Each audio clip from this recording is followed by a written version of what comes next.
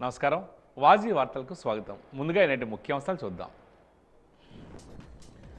ప్రతి నెల 65 లక్షల మందికి పెన్షన్లు అందిస్తూ మన రాష్ట్రంలోనే ఎన్టీఆర్ భరోసా పెన్షన్ల పంపిణీలో వెల్లడించిన మంత్రి కొండపల్లి.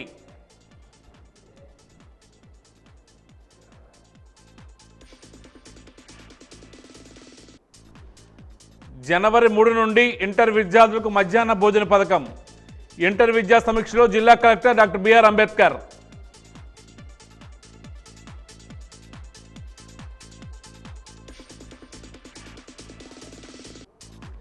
తగ్గిన రోడ్డు ప్రమాదాలు, తగ్గిన ఆర్థిక నేరాలు, పెరిగిన సైబర్ నేరాలు, పెరిగిన వైట్ కాలర్ నేరాలు నేర సమీక్షలో వివరించిన జిల్లా ఎస్పీ వకూల్ జిందాల్.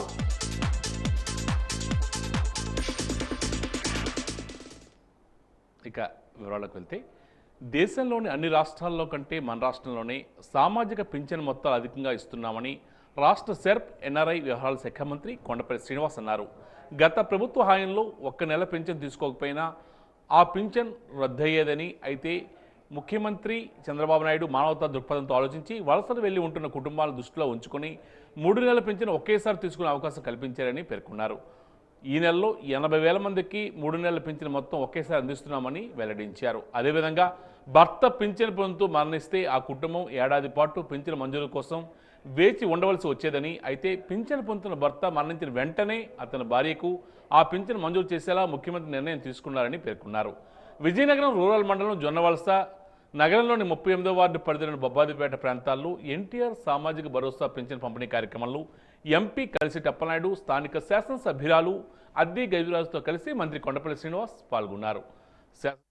అద్ది గజరాజు ఈ సందర్భంగా మాట్లాడుతూ, ప్రతి మహిళకు సాధికారత కల్పించడం కోసం మహిళలు ఇంటి నుంచే ఉద్యోగం చేసి ఆదాయం సంపాదించేలా ముఖ్యమంత్రి చంద్రబాబు ఎన్టీఆర్ 30 రూపాయలతో ప్రారంభించిన పింఛన్ పథకాన్ని రాష్ట్ర ప్రభుత్వం నేడు 4,000 రూపాయలు ఇచ్చే దిశగా అమలు చేసిన ఘనత ఎన్డీఏ ప్రభుత్వానికి, ముఖ్యమంత్రి చంద్రబాబుకు దక్కుతుందని తెలియజేశారు. ఎన్టీఆర్ భరోసా పెన్షన్స్ అనేది మనం విజయనగరంలో పంపిణీ చేస్తూ ఉన్నాం. అయితే మనం చూస్తుంటే ఎన్టీఆర్ గారు, నందమూరి తారక రామారావు గారు పార్టీ పెట్టినప్పటి నుంచి మనం ఆ రోజుల్లో 30 రూపాయలు పెన్షన్తో మనం మొదలు పెట్టాం.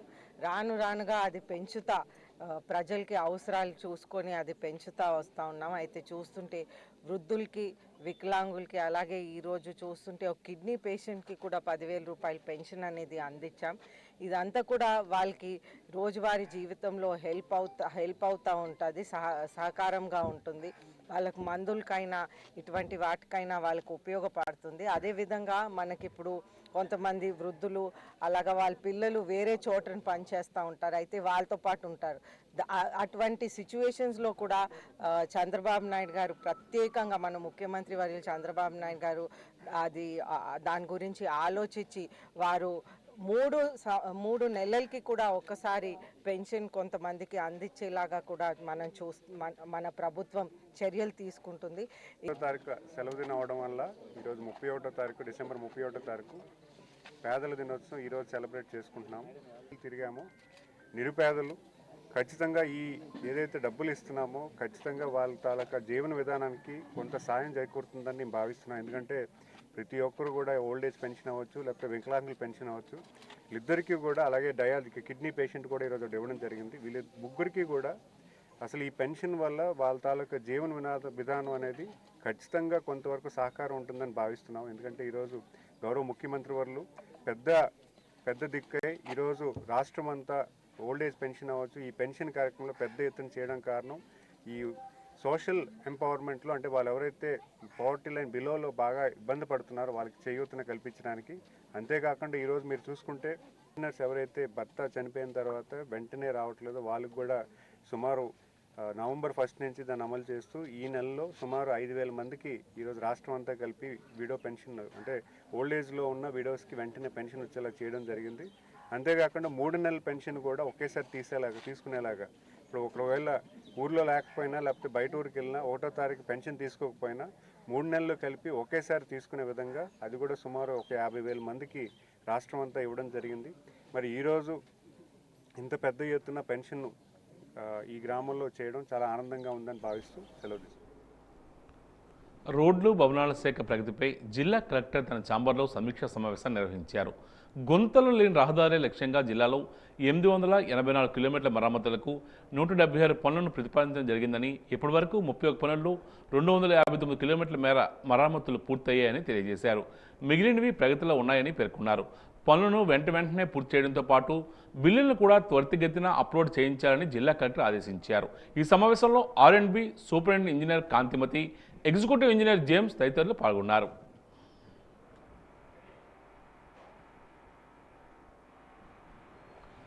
పోలీస్ యంత్రాంగం సమిష్టి కృషితోనే జిల్లాలో నేరాల సంఖ్య తగ్గింది. శాంతి భద్రతల పరిరక్షణ, నేరాల కట్టడికి ప్రత్యేక నిఘా, ప్రజా పోలీసింగ్, కేసుల్లో దర్యాప్తు వేగవంతం, సకాలంలో సాక్ష్యాల సేకరణ, మాదక ద్రవ్యాలు, గంజాయి రవాణా, అక్రమార్కులపై ఉక్కుపాదం వంటి చర్యలతో ముందుకెళ్తున్నామని జిల్లా ఎస్పీ వకుల్ జిందాల్ పేర్కొన్నారు. విలేకరుల సమావేశంలో ఆయన మాట్లాడుతూ నేరస్తుల దూకుడుకు కళ్ళెం వేశామని, యువత మత్తు పదార్థాలకు బానిస కాకుండా బంగారు భవితను తీర్చిదిద్దుకోవాలని కళాశాలలో నిర్వహిస్తున్న సంకల్పం సదస్సులు సత్ఫలితాలు ఇచ్చాయని తెలియజేశారు. సమర్థవంతమైన పోలీసింగ్తో జిల్లాలో నేరాలు 22% తగ్గాయని తెలియజేశారు. రోడ్డు ప్రమాదాలు గత ఏడాది 668 జరగ్గా ఈ ఏడాది 606 రోడ్డు ప్రమాదాలు జరిగాయని తెలియజేశారు. గత ఏడాది రోడ్డు ప్రమాదాల్లో 204 మంది చనిపోగా ఈ ఏడాది 169 మంది చనిపోయారని తెలియజేశారు. ఆర్థిక నేరాలు గత ఏడాది కంటే 55 తక్కువగా నమోదయ్యాయని పేర్కొన్నారు. జిల్లాలో సైబర్ నేరాలు పెరిగాయి. గత ఏడాది 108 కేసుల్లో బాధితులు 4.49 కోట్లు పోగొట్టుకోగా 11.05 లక్షలు ఫ్రీజ్ చేశారు. ఈ ఏడాది 107 కేసుల్లో 6.65 కోట్లు పోగొట్టుకోగా 88.32 లక్షలు ఫ్రీజ్ చేయగా 19.20 లక్షలు వెనక్కి తెప్పించారు. వైట్ కాలర్ కేసులు ఏడాది 168 నమోదయ్యాయని జిల్లా ఎస్పీ తెలియజేశారు. డబ్బు కొంతవరకు ఫ్రీజ్ అయ్యే అవకాశం ఉంటుంది. సో మీరు ఇమీడియట్గా within few hours, within 24 hours 1930కి కాల్ చేసి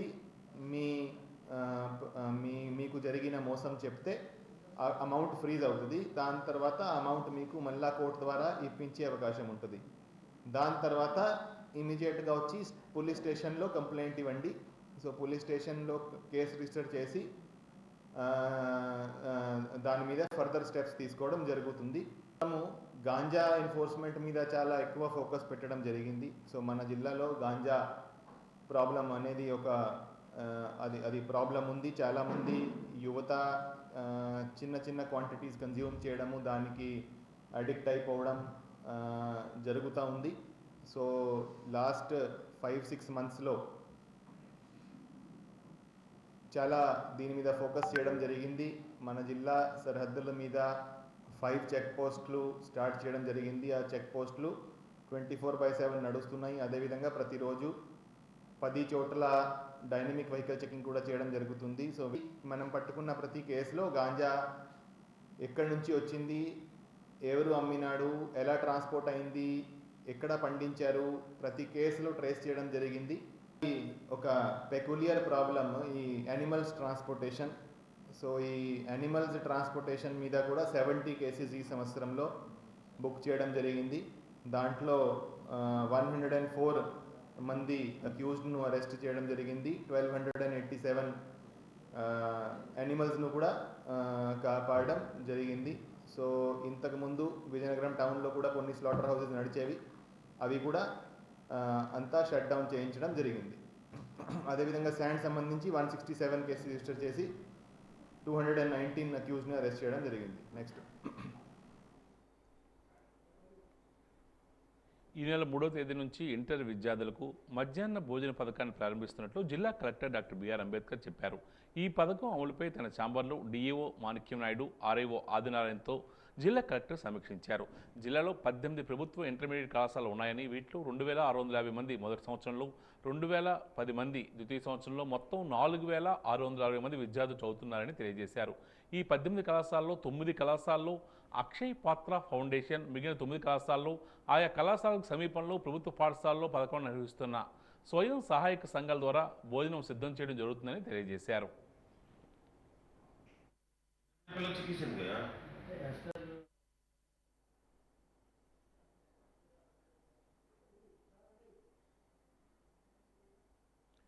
గత 28 సంవత్సరాలుగా వాజీ ప్రేక్షకులను ఆనందింపజేస్తున్న వాజీ మెగా హౌసీ కొద్దిసేపట్లో ప్రారంభం కానున్నది.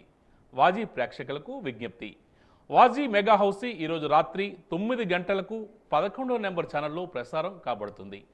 హౌసీ టికెట్లో ఉన్న నెంబర్లను పెన్సిల్తో మాత్రమే రౌండప్ చేయాలి. ఫుల్ హౌసీ పూర్తయిన వారు ఇప్పుడు ఫోన్ చేయవలసిన అవసరం లేదు. ఫుల్ హౌసీ పూర్తయిన వారు తమ టికెట్లను జాగ్రత్త పరుచుకోవాలి. టికెట్ వెనుక భాగంలో ఎస్టీబీ నెంబర్ రాయాలి. హౌసీ పూర్తయిన వారు ఎప్పుడు ఎన్రోల్మెంట్ చేసుకోవాలో మీకు స్క్రోలింగ్ ద్వారా తెలియజేస్తాం. ఎవరైతే ఎన్రోల్మెంట్ చేసుకుంటారో వారే లక్కీ డ్రాలో అర్హులవుతారు. ఈ నెల 12వ తేదీన రంగోలీ కార్యక్రమం నాడు లక్కీ డ్రా తీయబడుతుంది. హౌసీలో ఎన్నెన్నో విలువైన బహుమతులు మీకోసం. డిసెంబర్ 31వ తేదీన జరిగే వాజీ మెగా హౌసీలో ఫుల్ హౌసీ విజేతకు మీ ఇంటికి మరింత అందం, మీకు మరింత హుందాతనం, మీ ఇంటికి వచ్చే అతిథులకి చిరు దరహాసాన్ని అందించే ఇంపోర్టెడ్ సోఫా సెట్. దీనిని మీరు చేసే రుచికరమైన వెజ్ అండ్ నాన్ వెజ్ వంట. సనాతన ధర్మ పరిరక్షణ విస్తరణలో భాగంగా తన వంతు ప్రయత్నంగా వ్యక్తిగత బాధ్యతగా మహారాష్ట్రకు చెందిన దత్తా వినూత్నంగా సైకిల్ యాత్రకు పూనుకున్నాడు. ఈ యాత్రలో అయోధ్య, పూరి వంటి ప్రముఖ దేవాలయాలను సందర్శిస్తూ సుమారు 5,500 కిలోమీటర్లు సుదీర్ఘ యాత్రను విజయవంతంగా కొనసాగించాడు. ఈరోజు పోస్పాట్రేగ నేషనల్ హైవేపై విజయనగరం పార్లమెంట్ సభ్యులు కలిసి టప్పలనాయుడు దత్తాను అభినందించారు.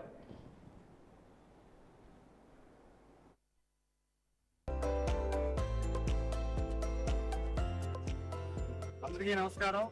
ఈరోజు నేషనల్ హైవే పోస్పాట్రేగ మండలం ఉంటున్నాం. ఈరోజు అక్కడే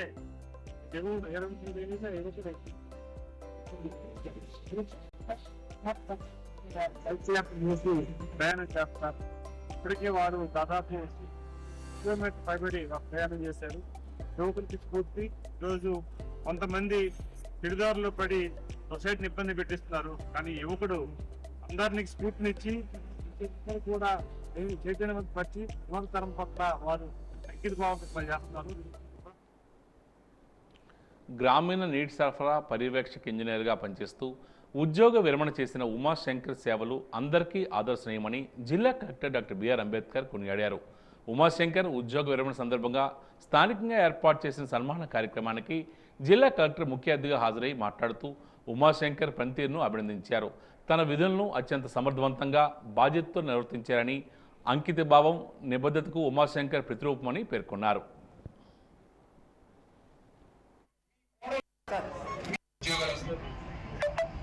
అన్నిటికంటే ముఖ్యంగా ఇన్ని కార్యక్రమాలని మీరు ఎంతో కొంత నాలో మంచిని చూడగలిగారు, లేకపోతే ఈ కార్యక్రమాలు మంచిగా చేయగలిగారు అని చెప్పగలిగారంటే దానికి 100% నాకు నా సహధర్మచారణ అయినటువంటి అరుంధతి సహకారం లేకపోతే నేను చేయలేను. అన్నిటి బ్యాలెన్స్ చేసేటప్పుడు మనం అనుకుంటాం, బ్యాలెన్స్ చేయగలుగుతున్నాం అనుకుంటాం కదా, బ్యాలెన్స్ చేసేటప్పుడు తప్పకుండా మీకు తోడుగా ఎవరో ఒకరు ఆ సహకారం అందిస్తున్నప్పుడే మనం దీన్ని చేయగలుగుతాం. ముఖ్యంగా మరి మా తమ్ముడు చెప్పాడు, మా కుటుంబం అంతా కూడా మా అన్నయ్య మీద ఆధారపడి ఉన్నాం. ఎందుకంటే ఇక్కడ దగ్గరలో ఉన్నాడు, అన్ని చూసుకోగలుగుతున్నాడు. నిజానికి నా కుటుంబాన్ని నాకంటే ఎక్కువగా కూడా చూసేది నా భార్య చూసుకుంటుంది. నా భార్య నా కుటుంబాన్ని చూసుకోగలుగుతుంది కాబట్టి నేను నా కుటుంబం అయినటువంటి ఆర్డబ్ల్యూఎస్ డిపార్ట్మెంట్ మీద టైం స్పేర్ చేయగలిగాను. ఎంతో కొంత ఈ అభివృద్ధిలో పాలు పంచుకోగలిగితే డెఫినెట్ గా అది కారణం. ఎందుకంటే అది చెప్పాలి, ఇటువంటి కార్యక్రమాలు తప్పకుండా చెప్పాలి కాబట్టి నేను చెప్తున్నాను. వెళ్తే ఆయన ఉన్నారు అక్కడ. ఎస్సీఆర్డబ్ల్యూస్ ఈవీఎం కూడా సంబంధం ఏంటన్నా, ఈవీఎం కూడా ఎస్సీఆర్డబ్ల్యూస్ సంబంధం ఏంటి, ఈజ్ ది నోడల్ ఆఫీసర్ అని చెప్పని అన్నారు. ఎస్సీఆర్డబ్ల్యూస్ నోడల్ ఆఫీసర్ ఏం చేయగలుగుతారమ్మా, ఎవరు పెట్టారన్నా, లేదంటే ఆయన చాలా బాగా చేశారని చెప్పారు. సరే అయిపోయింది కదా, దాని గురించి ఎందుకని ఆలోచించిన తర్వాత గమనించడం మొదలు పెట్టాను. చేస్తే ఆయన చేసిన పనితీరు ఎలా జరిగింది ఏంటన్న విషయం మీద కూడా తర్వాత అది ప్రూవ్ అయింది. ఇప్పుడు మేము హైదరాబాద్ వర్క్ షాప్ కూడా వెళ్ళడం జరిగింది. రోజంతా డిపార్ట్మెంట్ కాదు, చేసే పని కాదు, ఏ పని అయినా సరే ఇచ్చినా సరే సమర్థవంతంగా బాధ్యతలు నిర్వర్తించడంలో ఉమాశంకర్ గారు సరిపోతారన్న విషయాన్ని అక్కడ గమనించాలి అని అప్పుడు చేస్తున్నారు. ఆ తర్వాత డిపార్ట్మెంట్ పరంగా కానివ్వండి, ఉత్తరాంధ్ర కల్పవల్లి పైడితల్లమ్మవారి ఆవిర్భావ దినోత్సవ వేడుకలను జనవరి 28వ తేదీన ఘనంగా నిర్వహించనున్నట్లు ప్రముఖ న్యాయవాది ఎస్ఎస్విఆర్ఎం రాజు పేర్కొన్నారు. ఈరోజు దానికి సంబంధించిన వివరాలను మీడియాకు వెల్లడించారు. కోట వద్ద ర్యాలీ ప్రారంభమై అమ్మవారి చదురుగుడి నుంచి వనంగుడికి చేరుకుంటుందని తెలియజేశారు. 10:30 గంటలకు కోట దగ్గర నుంచి ఒక పెద్ద ఊరేగింపు తీసి ఊరేగింపు ఇక్కడ చదురుగుడి ఈ తల్లి దగ్గరికి వచ్చి ఈ తల్లికి దండం పెట్టుకొని ఇక్కడి నుంచి వనం గుడికి వెళ్ళి ఆ తల్లికి అక్కడ దండం పెట్టుకొని వనం గుడిలో హోమం కూడా ఏర్పాటు చేసి హోమంలో ఒక అందరు భక్తులు పాల్గొని 200-300 మంది వస్తారనుకుంటాం. హోమం అయిన తర్వాత అక్కడే దేవస్థానం వారు కానీ లేకపోతే ఎవరైనా సరే భోజనం కానీ అన్నప్రసాదం ఇస్తే ప్రసాదం సేవించి వెళ్ళిపోవడానికి మళ్ళీ సాయంత్రం 5:30-6 గంటలకి భక్తులు అందరూ వస్తే ఉపవాసం ఉన్న వాళ్ళందరూ తర్వాత ఆవిడ భక్తులు వస్తే అమ్మవారి జీవిత చరిత్ర పైడితల్లి అమ్మవారి జీవిత చరిత్ర అనే పుస్తకాన్ని మనం ప్రచురిస్తున్నాము. 1000 కాపీలు వేస్తున్నాము. ఆ 1000 కాపీలు వేసింది ఏంటంటే ఉచితంగా అందరికి ఇస్తామన్నమాట, ఎవరికి ఖరీదు లేకుండా. ఆ తల్లి జీవిత చరిత్ర తర్వాత పైడితల్లి అమ్మవారి ఇక్కడ ఏంటి విశేషాలు ఏమున్నాయి, ఆవిడకి ఆస్తులు ఏమున్నాయి, లేకపోతే ఆవిడకి ఆదాయం ఏమిటి, పూజలు ఏమిటి, ఇవన్నీ డీటెయిల్స్ అంటే ఇంతకుముందు ఒకసారి వేసాము 7 ఏళ్ల క్రితం. మళ్ళీ ఇప్పుడు కొత్తగా ఆ పుస్తకాన్ని ఆ జీవిత చరిత్రని వేసి భక్తులు పంచాలని. ఉత్తరాంధ్ర కలపవల్లి పైడితల్లమ్మవారి చదురుగుడిలో అమ్మవారిని ఈరోజు ప్రత్యేకంగా అలంకరించారు. ఉదయం వేకుజాము నుంచి విశేషమైన పూజలు చేపట్టారు. మంగళవారం అమ్మవారికి ప్రీతిపాత్రమైన రోజు సందర్భంగా పువ్వులతో పైడితల్లమ్మవారికి విశేషంగా అలంకరణ చేశారు. ఈ సందర్భంగా పూజారి బొంటపల్లి వెంకట్రావు మాట్లాడుతూ అమ్మవారి ఆశీస్సులు ప్రజలందరికీ ఉండాలని ఆకాంక్షించారు.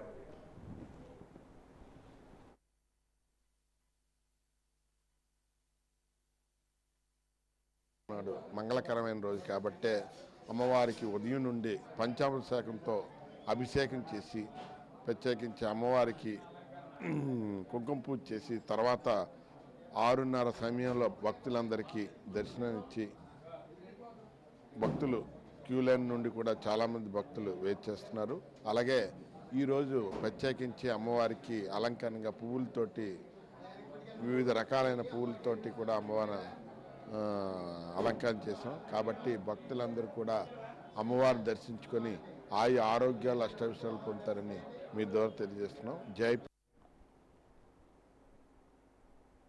నగరంలోని అంబడి సత్రు దగ్గర ఉన్న ఆయుచ్చ పబ్లిక్ స్కూల్లో నూతన సంవత్సర వేడుకలు ఘనంగా నిర్వహించారు.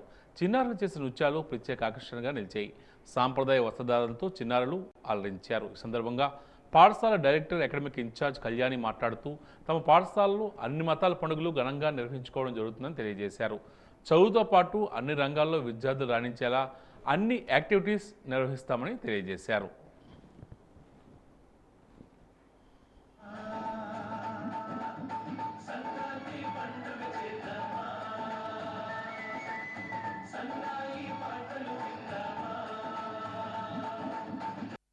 సెలబ్రేషన్స్ గ్రాండ్గా నిర్వహించుతున్నాము.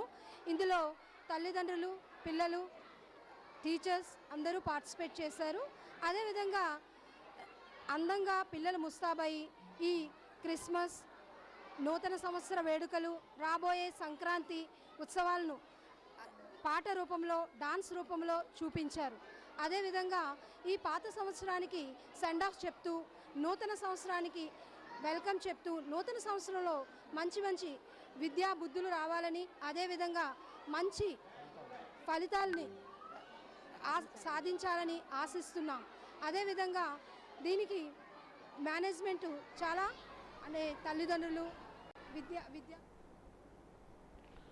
బొబ్బిల్లో మున్సిపల్ బడ్జెట్ను కౌన్సిల్ సభ్యులు ఏకగ్రీవంగా ఆమోదించారు. మున్సిపల్ కౌన్సిల్ హాల్లో చైర్మన్ సావు వెంకట మురళీకృష్ణ అధ్యక్షతన బడ్జెట్ సమావేశం నిర్వహించారు. బడ్జెట్ ప్రారంభ నిల్వ 17,16,850 రూపాయలు కాగా తీసుకుని వివిధ పద్దుల కింద ఆదాయం 23,81,33,800 రూపాయలు, ఖర్చు 28,02,45,000 రూపాయలు, అంతిమ నిల్వ 12,94,89,650 రూపాయలతో ఏకగ్రీవంగా ఆమోదించారు. సమావేశంలో టీడీపీ కౌన్సిలర్ రాంబర్గ్ శరత్ మాట్లాడుతూ బడ్జెట్ వివరాలు పూర్తి స్థాయిలో పెట్టలేదని తెలియజేశారు. టీడీపీ ఫ్లోర్ లీడర్ గెంబళి శ్రీనివాసరావు మాట్లాడుతూ మున్సిపాలిటీలో పన్నుల డిమాండ్ ఎంత, పన్నులు వసూలు ఎంత చేస్తున్నారో చెప్పాలని ఆయన కోరారు. మున్సిపాలిటీకి ఏ రంగాల నుంచి ఎంత ఆదాయం వస్తుందో చెప్పాలని మున్సిపల్ వైస్ చైర్మన్ చెలికాని మురళి కోరారు. ఒక వార్డు ఉప ఎన్నికకు 7 లక్షల రూపాయల ఖర్చుకు అంచనాలు పెట్టి 2025 మార్చిలో జరగనున్న సాధారణ మున్సిపల్ 31 వార్డులో ఎన్నికలకు 10 లక్షలు ఎలా సరిపోతుందని ప్రశ్నించారు. మున్సిపల్ వైస్ చైర్మన్ రమాదేవి మాట్లాడుతూ మున్సిపాలిటీలో అన్ని వార్డుల్లో రోడ్లు కాలువలు ఆక్రమణ జరుగుతున్నా ఎందుకు తొలగించట్లేదని ప్రశ్నించారు. ఆక్రమణలతో ప్రజలు తీవ్ర ఇబ్బందులు పడుతున్నారని చెప్పారు. ఆక్రమణ తొలగించాలని ఉద్యోగులు ఆదేశించినట్లు చెప్పారు. ఆక్రమణ తొలగింపుకు కౌన్సిల్ సభ్యులంతా సంపూర్ణ మద్దతు ఇస్తారని, వెనుకడుగు వేయకుండా ఆక్రమణ తొలగించాలని కమిషనర్ రామలక్ష్మిని చైర్మన్ మురళి ఆదేశించారు. ఈ సమావేశంలో కమిషనర్ రామలక్ష్మి, అధికారులు, కౌన్సిలర్లు పాల్గొన్నారు.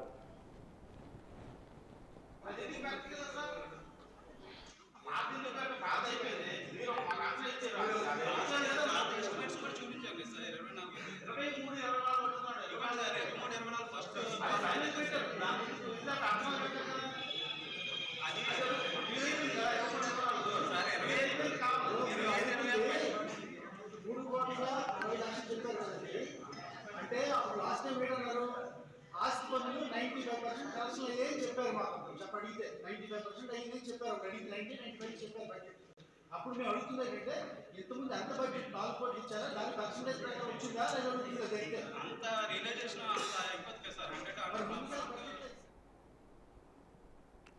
తెలుగుదేశం పార్టీ ప్రభుత్వం మంచి ప్రభుత్వం అని చీపురుపల్లి శాసనసభ్యుడు కిమిడి కళా వెంకట్రావు అన్నారు. రేపు నూతన సంవత్సరం సెలవు రోజు కావడంతో ఈరోజే ఎన్టీఆర్ భరోసా పింఛన్లను పంపిణీ చేసేలా ప్రభుత్వం చర్యలు చేపట్టింది. ఈ నేపథ్యంలో ముఖ్యమంత్రి చంద్రబాబు నాయుడుపై కళా వెంకట్రావు ప్రశంసలు కురిపించారు. రూపాయలు ఇచ్చినటువంటి ప్రభుత్వం మంచి ప్రభుత్వం చంద్రబాబు నాయుడు గారిది. అదేవిధంగా ఇప్పుడు ఆదివారం సెలవు వచ్చినా రేపు జనవరి 1 కాబట్టి అందరూ అందులో ఉంటారని ఈరోజే పెన్షన్లన్నీ కూడా మంచి ప్రభుత్వం అంటే ఒక స్పృహ, ప్రజలకు ఎప్పుడు ఏది చేయాలి, సకాలంలో ఏది అందించాలి అనేటటువంటి విజ్ఞత జ్ఞానము కలిగినటువంటి ప్రభుత్వం మంచి ప్రభుత్వం. మాట్లాడితే కొట్టండి, తిట్టండి, అరెస్ట్ చేయండి, జైల్లో పెట్టండి, మర్డర్ కేసులు పెట్టండి అని చెప్పేది జగన్మోహన్ రెడ్డి ప్రభుత్వం. మరి ఈరోజు రైతులకి మంచి ప్రభుత్వం వచ్చిన తర్వాత తను పండించినటువంటి పంట తన ఇష్టం, కళ్ళంలో అమ్ముకున్నాడు, ఇంటి దగ్గర అమ్ముకున్నాడు, మిల్లుకి తీసుకున్నారు. అదేవిధంగా ఎక్కడికి కావాలంటే అక్కడికి రైతుకి స్వేచ్ఛ వచ్చింది. గవర్నమెంట్కి ఇచ్చిన ప్రతి గింజకు కూడా 2వ రోజునే డబ్బు పడిపోయింది. అది మంచి ప్రభుత్వం, కూటమి ప్రభుత్వం. చెప్పింది చంద్రబాబు నాయుడు గారు తూచా తప్పకుండా చేసేదానికి నిదర్శనం అని చెప్పి మీకు అందరికీ నేను తెలియజేస్తున్నాను. తెలగ కులస్తులను ఓసీలోంచి బీసీలోనికి మార్చాలని జిల్లా తెలగ సంక్షేమ సంఘం అధ్యక్షుడు ఎజ్జు మురళీకృష్ణ కోరారు. ఉత్తరాంధ్ర తెలగ కులస్తుల సమన్వయ సదస్సు ఈరోజు అయ్యన్నపేట శివారు ప్రాంతంలో నిర్వహించారు. ఈ సందర్భంగా ఆయన మాట్లాడుతూ ఉత్తరాంధ్ర జిల్లా నుంచి తెలగ కులస్తులు ఎక్కువ సంఖ్యలో ఈ సదస్సుకు హాజరయ్యారని, తెలగ కులస్తులందరూ ఐక్యంగా పోరాటం చేయాలన్నారు. రాజకీయ రంగంలో కూడా తెలగ కులస్తులకు అధిక ప్రాధాన్యత ఇవ్వాలని ఆయన కోరారు. ఈ కార్యక్రమంలో లోకం ప్రసాద్, ఇతర తెలగ సంఘం నాయకులు పాల్గొన్నారు.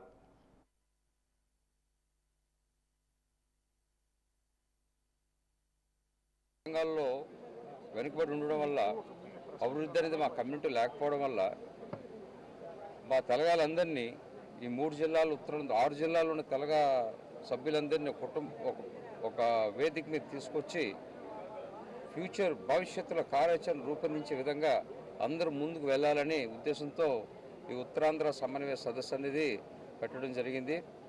అది ఏ జిల్లాలో ఉన్నాయండి, ఏ ఊర్లో ఉన్నాయండి, కార్పొరేటర్ స్థాయి నుంచి మాకు ప్రపోర్షనట్గా మాకు సీట్స్ కావాలి సార్. ఇక్కడ 50 సీట్లు ఉన్నాయి. 50 సీట్ల కనీసం మాకు ఒక 10%. ఇప్పుడు మాకు 2 కార్పొరేటర్ ఉన్నారు విజయనగరంలో, బొబ్బిల్లో I don't know how many are there, 2. So ఈ విధంగా మేము వెనుకబడి ఉన్నాం అన్ని రకాలుగా. అలాగే మా దానిలో మెరిటోరియస్ స్టూడెంట్స్ ఉన్నారు, వాళ్ళకి ప్రోత్సాహాలు లేవు. అలాగే మా దానిలో కమ్యూనిటీలో బిజినెస్ చేసుకుందామన్న సో మెనీ హర్డిల్స్. సో ఇవన్నీ సాధించుకొని కులపరంగా సాంఘిక పరంగా ఎదగాలంటే ఫస్ట్ ఐక్యత అనేది చాలా ఇంపార్టెంట్, ఒక సమన్వయం ఇంపార్టెంట్, ఒక కోఆర్డినేషన్ ఇంపార్టెంట్.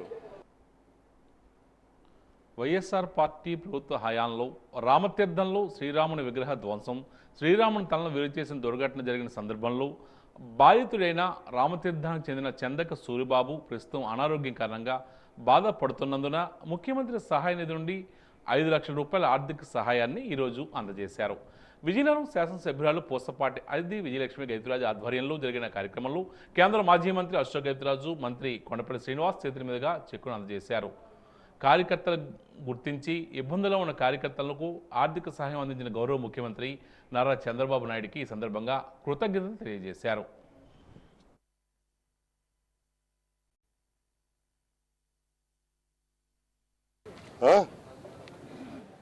అయితే ఎవరిని చూపించారు?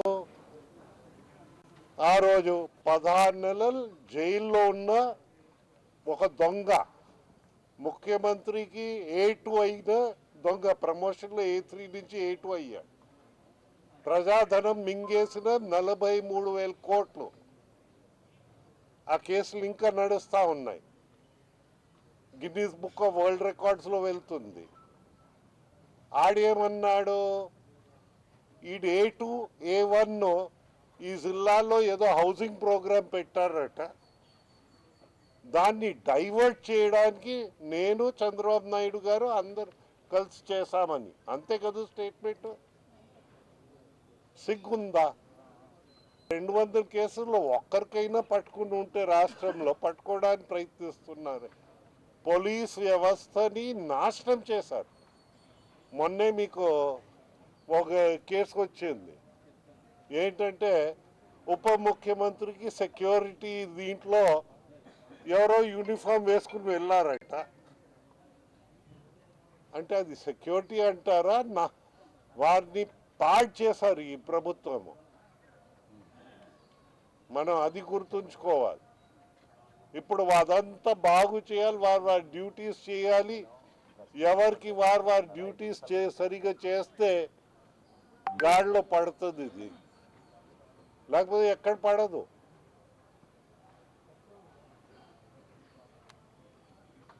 అన్ని చట్టాలు రాజ్యాంగం ఉన్నా అంబేద్కర్ గారు ఒకటే అన్నారు, అయ్యా ఎంత మంచి రాజ్యాంగం ఉన్నా దుర్మార్గుల చేతిలో పడితే ఏమవుతుంది అని. అదే కదా చూపించారు వీరు. కేంద్ర మంత్రులు, రాష్ట్ర మంత్రులు, మాజీ డిప్యూటీ స్పీకర్తో సహా ఆయన గేట్కి తాళం ఎప్పుడైనా తాళాలు వేసి తాడు కట్టారా ఎవరైనా? ఏంటి తమాషా? ప్రజాస్వామ్యంతో అప్హెలమాడాలి. అది మనం గుర్తుంచుకోవాలి. మనం ప్రజాస్వామ్యం, రాజ్యాంగాన్ని పరిరక్షించాలి, వెళ్ళాలి. మన రాజ్యాంగంపై అందరు ప్రమాణం చేశారు. ఆ ప్రమాణం నువ్వు చేసిన ప్రమాణాన్ని ఏంటి అని నీకు నువ్వే గుర్తుంచుకొని వెళ్ళాలి. దానికి ఇన్సిడెంట్స్ అయ్యాయి రాష్ట్రంలో. ఒక్కటైనా పట్టుకుని ఉంటే నాకు డిస్మిస్ కూడా చేశారు. ఇక్కడ చట్ట వ్యతిరేకంగా అన్నీ మీకు తెలియలేంది కాదు. ఎలాంటి ఆఫీసర్స్ పోస్ట్ చేశారంటే వారు సిగ్గు లేని వాళ్ళు, పని చేయలేని వాళ్ళు. ఇప్పుడు వారందరికీ బాబు ఇదిగో చట్టము, మీరు చట్టరీత్యా వెళ్ళండి అని మేము నేర్పించవలసి వస్తుంది. వారితో వ్యక్తిగతంగా మాకేం ఇది లేదు, కానీ మీ ధర్మాన్ని మీరు కాపాడండి అయ్యా. మీ ఉప్పుకి విశ్వాసం ఉంచండి అయ్యా. వాళ్ళ ఆడికి లేదు, ఆడు ఉడిగం చేసే వాళ్ళకి ఉప్పుకి విశ్వాసం ఉండదు. మీకైనా ఉందా? ఇక ఈనాటి వాజీ వార్త ముగించే ముందు ముఖ్యాంశాలు మరోసారి. ప్రతి నెల 65 లక్షల మందికి పెన్షన్లు అందిస్తుంది మన రాష్ట్రంలోనే. ఎన్టీఆర్ భరోసా పెన్షన్ల పంపిణీలో వెల్లడించిన మంత్రి కొండపల్లి.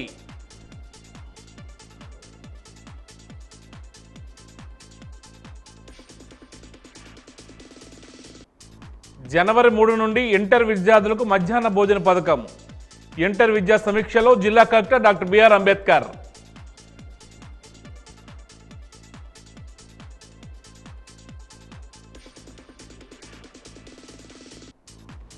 తగ్గిన రోడ్డు ప్రమాదాలు, తగ్గిన ఆర్థిక నేరాలు, పెరిగిన సైబర్ నేరాలు, పెరిగిన వైట్ కాలర్ నేరాలు నేర సమీక్షలో వివరించిన జిల్లా ఎస్పీ వకూల్ జిందాల్.